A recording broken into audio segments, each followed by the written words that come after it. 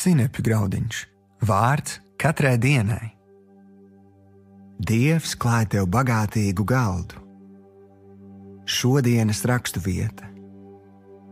Tu klāj man galdu maniem ienaidniekiem redzot. Tu svaidi ar eļļu manu galvu, mans kauss plūst pāri malām. 23. psalms, 5. pāns. Šodienas pārdomas. Lai arī kā mēs censtos dzīvot mierā ar visiem cilvēkiem, vienmēr kādi būs noskaņoti pret mums. Tādēļ, ka pagaidām mēs dzīvojam grēkā kritušā pasaulē, kur katram cilvēkam ir brīva griba, un diemžēl ne visi izdara pareizās izvēles. Vai Dievs zināja, ar kādu opozīciju tu saskarsies?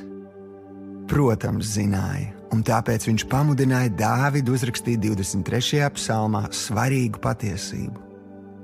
Tas kungs klāj man galdu maniem ienaidniekiem redzot.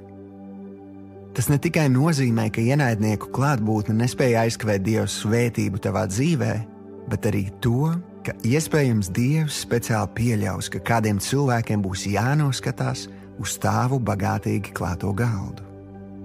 Tāpēc nefokusējies uz skatītājiem, bet gan uz to, kurš klāj tev galdu.